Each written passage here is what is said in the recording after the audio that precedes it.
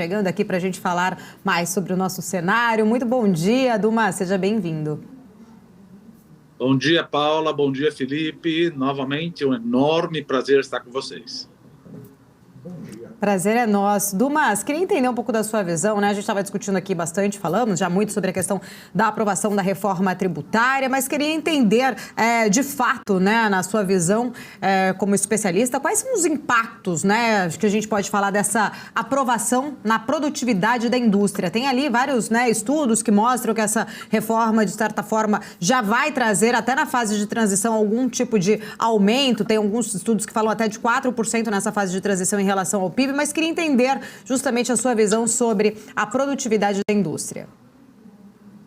Veja, é aquela coisa que, obviamente, vocês já comentaram, estão unindo o PIS, COFINS e o IPI com contribuição de bens e serviços, ICMS e ISS com o imposto sobre bens e serviços. Agora, a parte mais importante, Paulo e Felipe, é o que a gente chama de não cumulatividade. O que é essa não cumulatividade? É importante a gente até fazer uma conta rápida aqui para entender que o pessoal fala não cumulatividade, mas como é que funciona? Vamos pensar um produtor que faça um bem a R$50 e que o imposto seja 10%. Não é nada disso, tá? Não vai ser 10%, nós só estamos chutando aqui.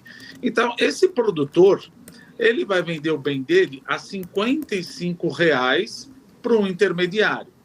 Esse intermediário vai comprar esse bem a R$55, veja, ele pagou R$5 de imposto. O intermediário vai comprar a R$55 e, para vender, vai vender a 60. Mas 10% de 60 são R$66. Mas espera um pouquinho, o cara vai pagar 10% em cima? Não, esses R$6 que ele está pagando de imposto, esse intermediário, vai ser deduzido dos R$5 que ele pagou na compra do insumo. Então, ele está pagando R$1 de imposto. Veja, R$5 de imposto do inicial, R$1 do intermediário, e aí esse cara vende para o produtor final. O produtor final comprou a R$66, vai vender a 100. Não a 100, mas 10%. 110. Puxa, ele vai pagar 10%? Não, ele não vai pagar esses 10%, porque esses R$10 vão ser deduzidos dos R$6 que ele pagou do intermediário. Então, olha que interessante. O primeiro pagou 5, o segundo pagou R$1 e o terceiro pagou R$4 que vai para o consumidor final. 5, 1, 4, o consumidor final mostra essa não cumulatividade, está pagando só 10% de imposto. E isso ajuda muito a produtividade, principalmente da indústria. Por quê? O que acontece com a indústria? A indústria, vendo que o imposto é cumulativo, ICSS, COFINS, PIS, IPI, etc., vai acumulando esses impostos, ele percebe, veja, ao invés de eu comprar esse insumo ou desse bem intermediário, etc., o que eu prefiro fazer? Está caro. Está caro. Por quê? Porque tem muito imposto em cima. Então, esse cara acaba se dedicando a fazer uma coisa que não é a especialidade dele. A especialidade dele é agregar valor nessa cadeia. Então, ao invés dele agregar o valor do que ele mais sabe nessa cadeia, agora, com a reforma tributária, ele pode comprar a um preço mais barato e se dedicar naquilo que ele mais sabe, que é agregar valor num produto intermediário. Isso ajuda a não mais profanar, como a gente fala, as vantagens comparativas. Porque, no final das contas, você tem empresa que nem sabe, acaba tomando uma decisão que não é uma decisão ótima. Por quê? Porque ele acaba produzindo um insumo ou um bem intermediário que ele poderia comprar e se dedicar naquilo que ele mais sabe. Então, isso beneficia muito a produtividade, principalmente da indústria. Vai ter perdedores aí, veja, é óbvio que você tem perdedor, está ótimo. Não, é um IVA dual, que nem nós falamos. Você vai ter o IBS, você vai ter o CBS, mas veja, você já está com Quem é aquele que sabe exatamente quanto está pagando de imposto, tem o ISS, o PIS/COFINS cumulativo, o IPI, o ICMS, ele acaba não sabendo. Ele acaba não sabendo e acaba tomando decisões que não são ótimas. Quando você toma uma decisão que não é ótima para a sua empresa, você acaba trazendo mais ineficiência para a tua empresa e, consequentemente, para a sua economia. Então, a reforma tributária ela ajuda muito mais a indústria, que precisa justamente dessa ajuda. Não é um subsídio. Não estão dando subsídio, estão finalmente chegando num modelo de tributação que já existe em 174 países. E uma coisa que eu estava lendo, acho que foi na semana passada, pasmem, no Brasil você precisa de 1.958 horas, na média, por empresa, para calcular os impostos que você tem que calcular. Então, você tem esse Conselho Federativo.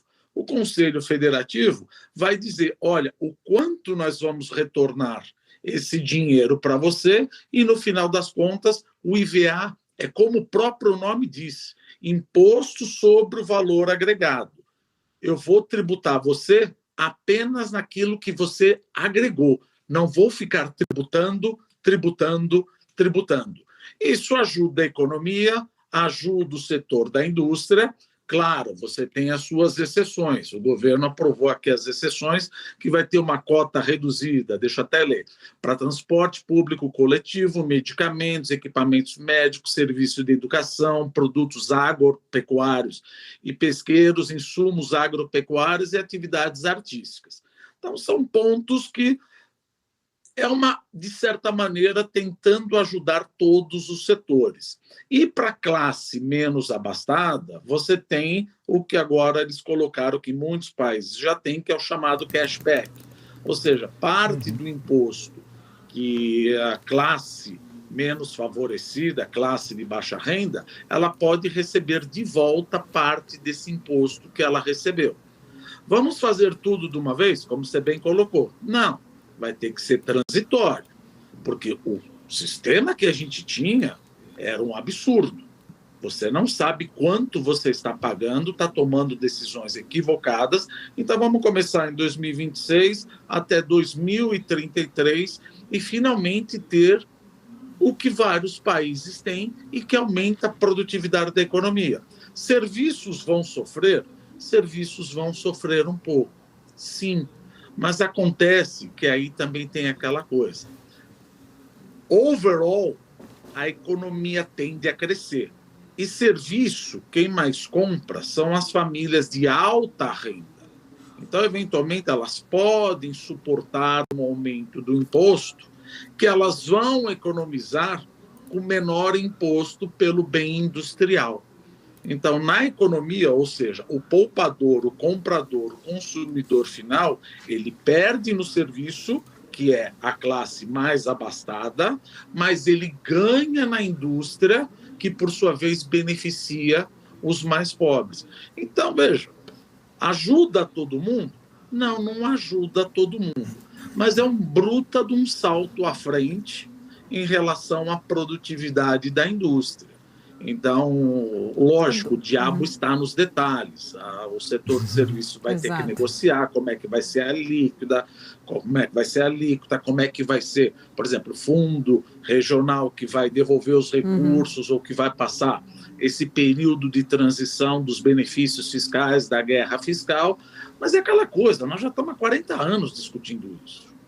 Não começamos a discutir agora. Não, nós estamos começando a discutir agora. Só uma dúvida em relação, quando você pontua aí muito bem essa questão da indústria, eu lembro até que recentemente a gente conversou aqui, acho que há umas 3 semanas atrás, nós comentamos aqui que o Brasil ficou numa posição, num estudo ali, num ranking mundial, número 60, em relação à competitividade, né, da indústria, e são 64 países, ou seja, a gente ficou lá no finalzinho da lista mesmo, perdemos ali só 4 posições, vamos dizer assim, né, perdemos não, né, na verdade fomos salvos somente em 4 posições para não ficarmos em último lugar neste ranking. Mas você acha que somente a reforma tributária ela vai ser o suficiente aí para fazer com que este cenário atual da indústria mude aqui no país? De jeito nenhum, Paula. Isso, como a gente fala, é um processo em andamento. Você está tirando, pelo menos, uma coisa que a gente chama uma espada de Damocles da cabeça da indústria. Aí você fala, é só isso? Não, eu tenho problema de saneamento. Saneamento básico que a gente sempre comenta aqui. 50% da população brasileira não tem acesso ao saneamento básico. Tem região no Brasil, lá no norte, que 90% não tem acesso ao saneamento básico. Isso prejudica a neuroplasticidade da criança. Ou seja, eu estou formando trabalhadores medíocres. Porque a hora que a criança acaba tendo problemas de criança, de infância, diarreia, vômito, etc., neurobiologicamente ela está prejudicada. Então, além da produtividade melhorar, ou seja, a despeito da produtividade, de certa maneira, melhorar por causa da reforma tributária, é importante que o marco do saneamento universalize toda essa história de saneamento. E outro ponto que é o momento da gente arranjar haters na internet, por exemplo. A gente sempre fala o seguinte, salário não importa. Calma, deixa eu explicar o que é salário não importa. É óbvio que ele importa. Mas o que ele importa é o que a gente chama custo unitário do trabalho. O que é o custo unitário do trabalho? Um trabalhador ele tem que receber aquilo que ele é capaz de produzir. Então, só para você ter uma ideia, de 1995 a 2022 ou 2023, não sei se é 2022 ou 2023, o salário mínimo em termos reais, acima da inflação, subiu 90%. A gente merece? Óbvio que a gente merece. Mas a economia é pagã. Você realmente acha que o trabalhador brasileiro ficou mais produtivo 90%? Não, mas está tirando o meu benefício. Não é questão de tirar teu benefício. A empresa, a hora que paga 90% para um trabalhador que não é produtivo, aí sai da economia e entra na contabilidade. Como é que eu vou aumentar o salário do cara em 90% se ele consegue aumentar a produção em 10%, 15%, 20%, que nem chegou aí? Ou seja, o meu EBITDA e meu lucro acumulado vão ser prejudicados. Se meu EBITDA, meu lucro acumulado vai ser prejudicado, meu patrimônio líquido vai ser prejudicado. Meu patrimônio líquido vai ser prejudicado, eu fecho a empresa e vou fazer outsourcing em outro lugar. Então você tem um monte de problema aí. Primeiro, políticas sociais são bem-vindas, mas acontece que o fato de você ter um direito adquirido não transforma as coisas infinitas. Então, é importante que você tenha uma política salarial. Não vamos pensar na política salarial, porque isso aqui não dá para mudar mais. A gente tem que melhorar, já que melhorou a produtividade do lado dos impostos, melhorar a produtividade do trabalhador, que passa por mais um ponto, não só o saneamento, educação. Agora, pasme, o Brasil é o que mais investe em educação em percentual do PIB. 5,3%, além do que paga a OCDE, que gasta a OCDE, que é 4,4%. Aí o cara vira e fala, não, mas não está certo usar quanto que a gente gasta em educação em percentual do PIB. Concordo. Só que o Brasil gasta muito mais em universidade do que no ensino básico. No ensino básico, a gente não chega nem 25% do que gasta um país como a Coreia, como o Japão, como o Taiwan. Então, veja, não é questão de ter mais dinheiro. Se eu estou falando mal da universidade, de jeito nenhum. Mas veja, se você for ter que escolher para onde você vai dedicar mais o seu dinheiro, é importante que você dedique muito mais para o ensino básico. Porque, além de eu não ter saneamento, eu estou colocando pessoas semi-analfabetas na universidade. Não está adiantando. A produtividade mostra aí que você acabou de colocar. A nossa produtividade, ou seja, o Brasil pegou 60º lugar de 64º. Então, além da reforma tributária, tem muita coisa para fazer. Primeiro, uma bruta de uma reforma na educação.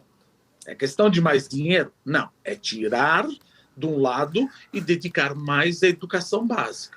Porque no momento que você dedica mais à educação básica, eventualmente você pode até deixar o aluno ir sozinho com as próprias pernas na universidade. Ah, mas eu preciso investir em inovação e tecnologia. Meu Deus, como é que eu vou investir em inovação e tecnologia se eu não sei ler um editorial de jornal? Se grande parte da população, 43% da população, não tem nenhum ensino médio. Como é que eu vou investir em tecnologia? Eu tenho que investir em tecnologia, mas primeiro eu preciso formar o trabalhador.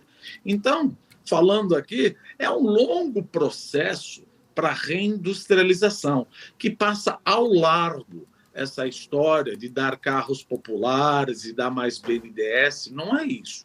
Então, é uma parte acertada de melhorar a competitividade da economia brasileira, de tirar toda essa bagunça e essa judicialização fiscal que o Brasil vive, que você tem departamentos inteiros, empresas para calcular imposto, mas, por outro lado, estamos começando. Agora vamos atacar saneamento e educação básica para, de fato, reindustrializar o Brasil. Não passa por BNDES, não passa para vender carros populares para uma população altamente endividada. Porque a hora que eu vejo isso, olha o que acontece. Era para ficar não sei quantos meses ou não sei quantos bilhões. Eles postergaram. Eu, como agente econômico, estou vendo que o negócio está postergando, eu postergo a compra do meu carro e isso não adianta. Já foi feito na época da Dilma, não é assim que se industrializa o Brasil. Então, parabéns para a reforma tributária em relação ao aspecto de reindustrializar o Brasil. Só isso? Não. Saneamento e educação fazem partes cruciais da nova industrialização do Brasil. Paulo. Boa, Dumas, bom dia, Felipe falando agora, e eu estava muito atento ao que você estava falando, principalmente sobre possibilidade de crescimento econômico no Brasil, porque alguns estudos já foram feitos, inclusive, né? O próprio ministro Fernando Haddad falou que tem uma perspectiva de crescimento de 10% nos próximos anos, o IPEA fala em 2,39% até 2032, imagino que seja anual esse crescimento ou composto, e claro que não dá para também deixar de lado talvez um caráter mais inflacionário, já que todo esse crescimento econômico, você muito bem falou, de repente com os investimentos corretos tenha um aumento na política salarial e tudo mais. Você percebe talvez essa reforma tributária com um caráter talvez inflacionário, já que alguns setores, principalmente o de serviço, pode ter aumento nas alíquotas, vai depender da lei complementar para afinar essa situação, mas olhando assim de bate-pronto, um caráter inflacionário que talvez possa trazer alguma consequência mais negativa aí para esse cenário econômico que vislumbramos à frente. Felipe, não está descartado, eventualmente, de você ter um pouco mais de inflação. Exatamente. É questão de você ter mais competição da indústria para que ela não, por exemplo, a hora que você tem um imposto reduzido, ela fingir que nada aconteceu e manter o mesmo preço. Aí não adiantou.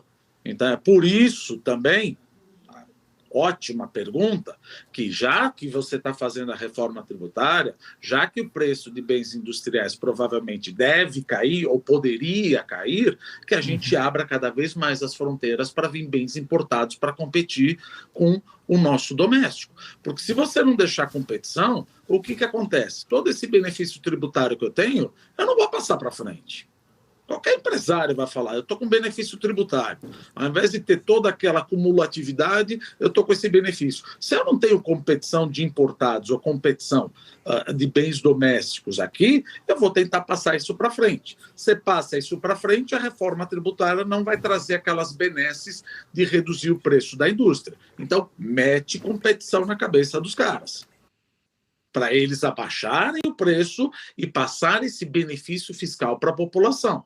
Então, se por um lado o serviço sobe, por outro lado o bem industrial, sujeito a um cenário de competição, não privilegiar minorias organizadas, porque o cara acabou de ganhar um benefício, vamos falar 2026, 2033, é importante que a gente abra cada vez mais e pare de proteger a indústria, porque senão ela vai passar isso diretamente, ou melhor, não vai passar esse benefício e aí sim entramos num problema, como você falou, de eventualmente trazer mais inflação. E outra, se eu não melhorar o PIB potencial, que volta com saneamento, ou seja, produtividade do trabalhador, não adianta a sua reforma tributária. Eu saio comprando, mas o meu PIB potencial, a produtividade do trabalhador, que não tem acesso ao saneamento, não tem acesso à educação, eu bato na parede do PIB potencial e isso gera inflação, que é uma inflação de demanda. Então, duas coisas aí: saneamento, educação e mais competição, para que façam em conjunto que a reforma tributária, de fato, consiga trazer, ou seja, é um pedaço da equação, consiga trazer mais crescimento econômico sem bater na inflação. Maravilha. Ô, Dumas, tem uma outra questão, né? Já que a gente estava falando do setor de serviços, que é o que mais emprega atualmente aqui no Brasil, né? Tem bastante empregado, abre bastante vaga e tudo mais, mas com, de repente, alguma mudança nessa perspectiva de tributos, pode também causar algum tipo de demissão em massa ou, de repente, as empresas, né, fazerem, por conta de mudança de alíquota, aumento da carga e tudo mais, haver um repique nesse cenário de emprego. E aí entra toda a discussão, né? Muda o cenário de emprego também na própria cadeia que a gente vê do próprio emprego brasileiro, né? Nesses indicadores de emprego que a gente sempre monitora também. Veja, a indústria de serviço, vamos falar um pouco dela. A indústria de serviço, eles apanharam demais na pandemia. Você não viajou, você não foi no restaurante com a tua esposa, você não foi no restaurante, você não foi no shopping, então eles apanharam demais. Estão altamente endividados. Agora nós vamos colocar uma alíquota maior na cabeça deles. Isso, no curto prazo, é aquela coisa, vai ajustar e tentar melhorar. Vai ter desemprego? É bem provável, porque o setor de serviço é aquela coisa, ela não é intensivo de capital. Você precisa sempre de um garçom, você precisa de um barbeiro, você precisa de um cabeleireiro, você precisa de um agente de viagem. Só que o que os estudos mostram? Que, dado que a indústria vai puxar o PIB, a economia cresce e o poder aquisitivo da população aumenta e será capaz de, ao passo que o preço da indústria cai, o preço do serviço aumenta, então o poder aquisitivo da população não fica prejudicado, continua consumindo o serviço, que é a classe mais abastada, e com preço mais alto, porém acaba com um preço mais baixo pelos bens industriais. Ou seja, no médio e longo prazo, isso tende a se acomodar. No curto prazo, ninguém gosta de mudança. Não dá para agradar todo mundo. Não dá para fazer cada vez, senão nós vamos voltar como era. Nós vamos colocar alíquotas diferentes, benefícios fiscais diferentes, voltamos no Frankenstein que era. Então, resumindo, no curto prazo, vamos ter perdedores. E o perdedor tem nome: serviço. Serviço, se a indústria não repassar esse benefício imediatamente, então a renda do trabalhador e até do mais abastado acaba ficando prejudicada. Por isso que a gente fala, você precisa mais competição. Então a indústria ganhou um bruta de um presente. Só que agora, já que ela vai ficar mais eficiente, ela já está melhor preparada para competir com, eventualmente, bens importados. Claro, não de uma vez. Da mesma maneira que o negócio vai de 2026 a 2033, é por isso que a gente fala. Quando a gente fala política industrial no Brasil, a primeira coisa que o pessoal pensa é: vamos pegar dinheiro do BNDES, vamos fazer a Rota 2030. Não, não é isso. É aumentar a competitividade da indústria. Você já está preparado? Já. Então, para e passo, eu vou abrindo mais ainda a minha economia para que você não seja capaz de segurar essa benesse traduzida pela reforma tributária. Agora, no curto prazo, é bem provável que os serviços acabem sofrendo, sim.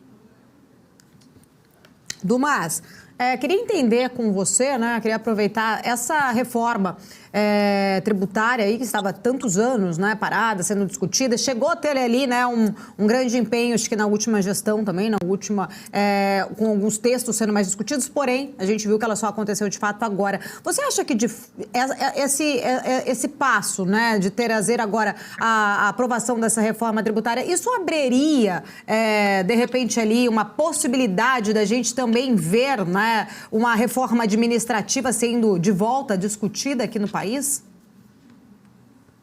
Veja, reforma administrativa, na minha opinião, é um pouco mais complicado, porque aí você vai mexer provavelmente com servidores públicos.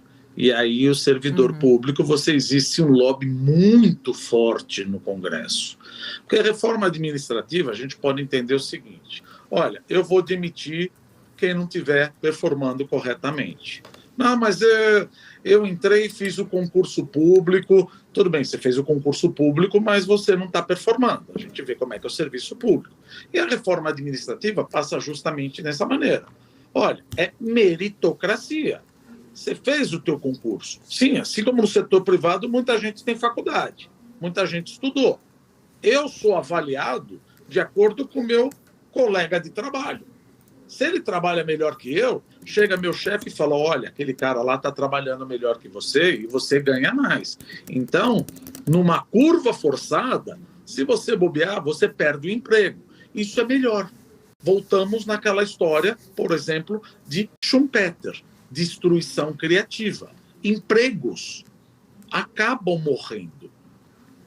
Como eu sempre digo aqui na BMC News, a frase que eu adoro do Schumpeter: a antítese do capitalismo é a estabilidade. Você não pode ficar estável no teu lugar. Você não pode ficar medíocre, porque o governo garante que eu não vou te mandar embora por 10, 15, 20 anos, independente da tua performance. Só que agora é importante que isso seja votado no Congresso. E isso sim ajudaria, inclusive, a melhorar a minha dívida PIB, já que o arcabouço fiscal não trabalha no corte de despesas, e ajuda também a reduzir a taxa de juros. Porque, que nem a gente fala, por que a taxa de juros é tão alta? Gente, já falamos várias vezes. A taxa de juros é tão alta porque você tem uma poupança escassa.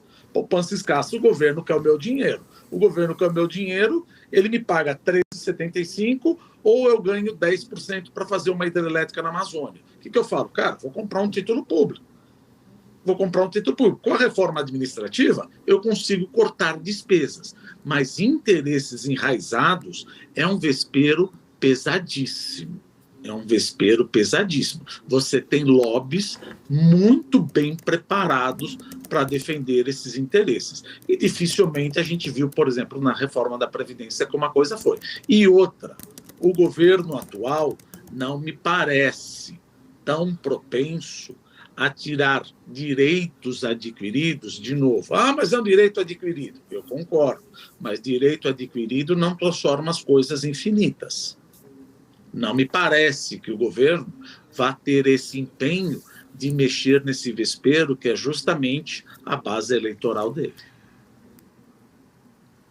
Dumas, voltando aqui, né, entendi muito bem explicativo, né, sua análise em relação, voltando um pouco em relação à questão da reforma tributária.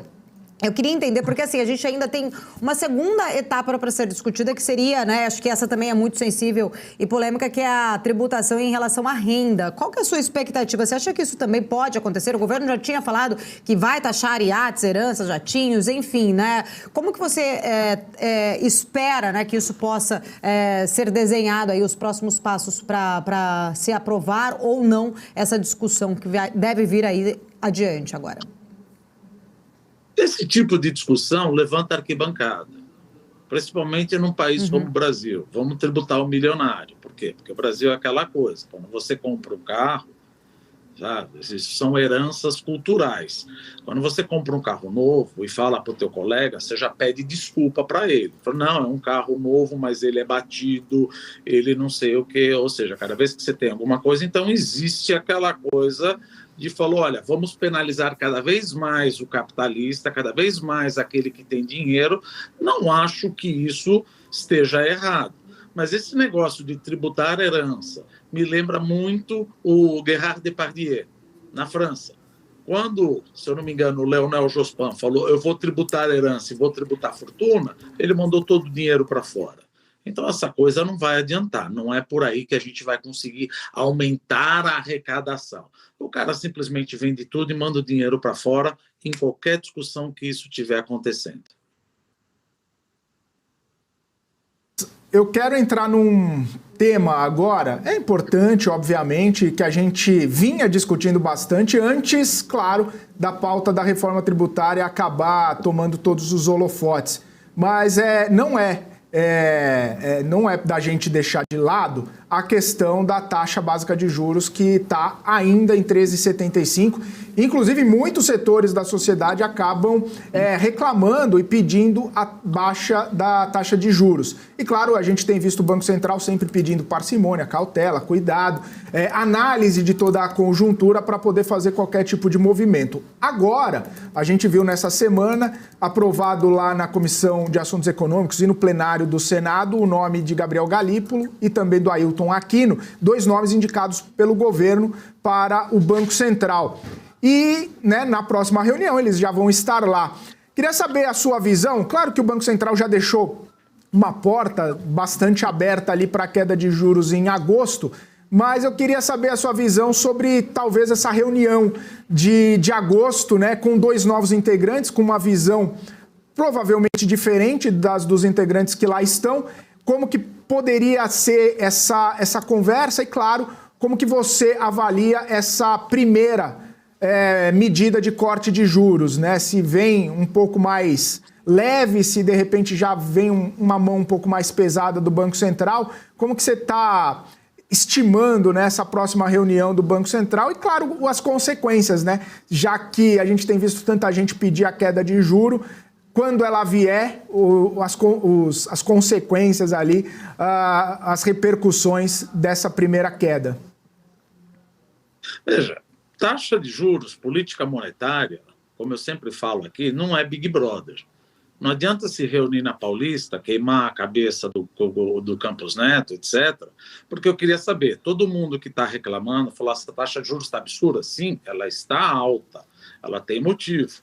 E aí muitos congressistas falam, mas eles não estão olhando como está a economia real. Sério mesmo?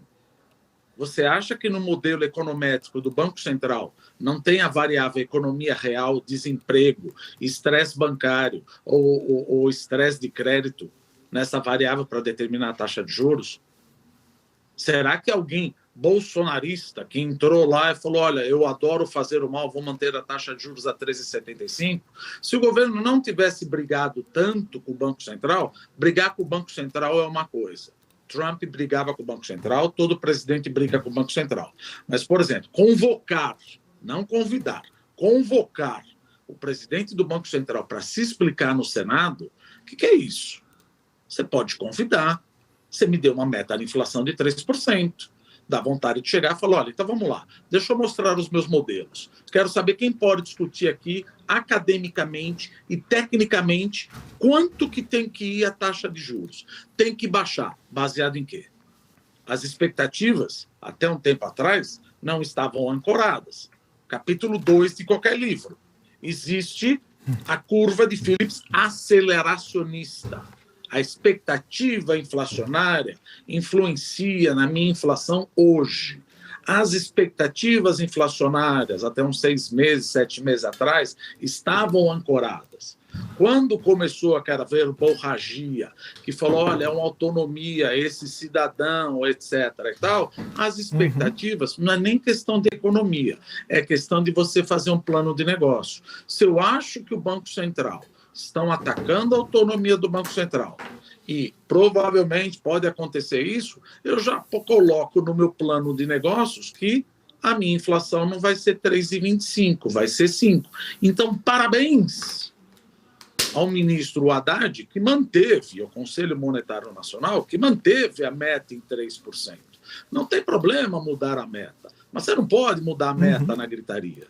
É aquela coisa que a gente fala. Se você mudasse a meta com essa gritaria, eu, como agente econômico, chega no ano seguinte e fala, e se eu não atingir a meta?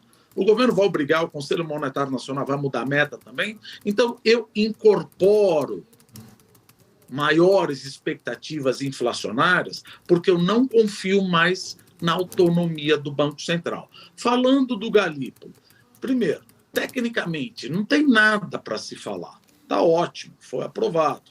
Agora, vamos deixar claro o seguinte, o Galípolo era o segundo cara mais importante do Ministério da Fazenda. Segundo. Ele foi eleito para escolhido para diretor de política monetária do Banco Central. Isso não é uma promoção.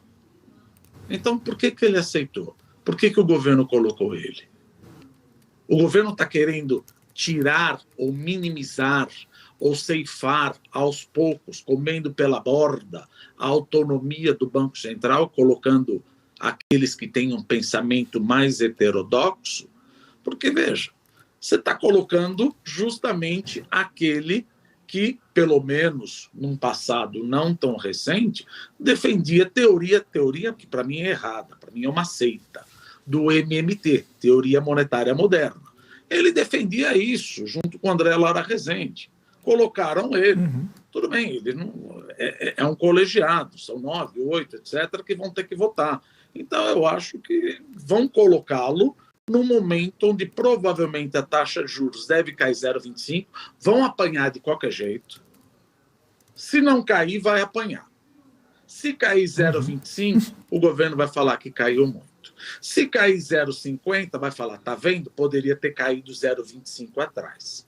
Então, você tem um risco assimétrico do Banco Central, que o que é que ele faça, o governo vai reclamar. E o problema é que, às vezes, parece que o governo, ou até o partido do governo, não está entendendo que quanto mais você grita, mais eu desancoro a minha expectativa inflacionária. Hoje é o Galípolo.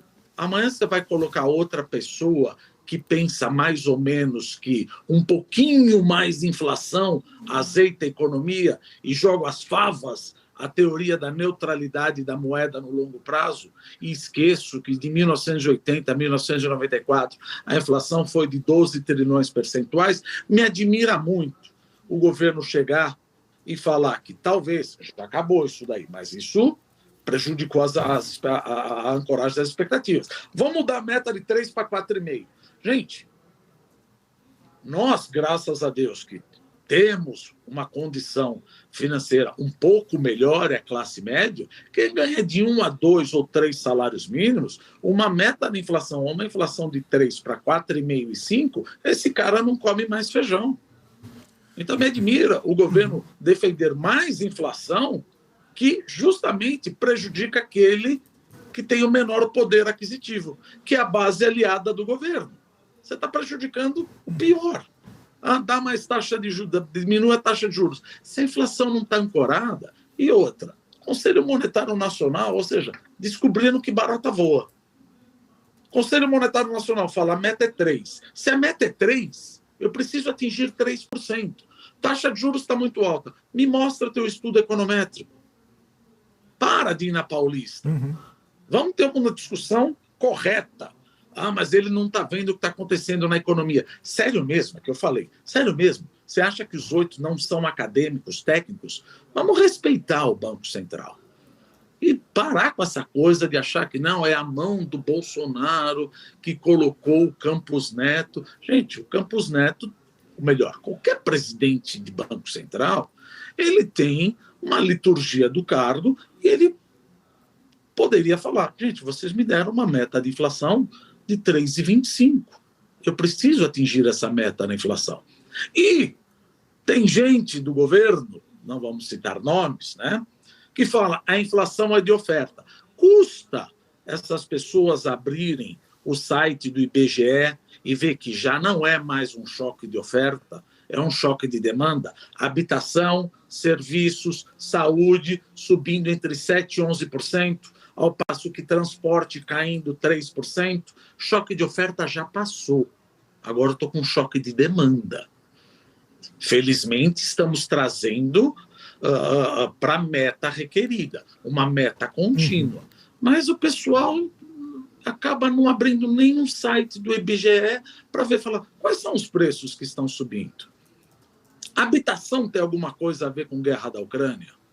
Serviço de saúde tem alguma coisa a ver com a guerra da Ucrânia? Não tem.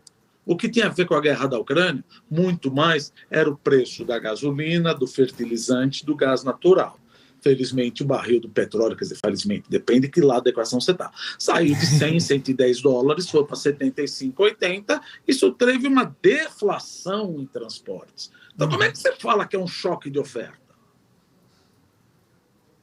Não entra, não abra a câmera, pelo menos, sem dar uma olhada nos dados. Fica chato. Exatamente. Veja, às vezes, se você não é do governo falar alguma bobagem, até tudo bem. Agora, você tem a liturgia do cargo. Você está acompanhado por técnicos. Então, pega o conselho desses técnicos e fala, olha, nós não temos mais choque de oferta. Olha como o preço de habitação, serviço, etc., está subindo. Isso, e além do que, eu tenho chamado preço administrado. É bom? É mal? Veja, para a Europa está apanhando horrores. Porque o salário, eventualmente, não é reajustado, o aluguel não é reajustado, mas, dada a nossa herança inflacionária, eu estou cheio de preço administrado.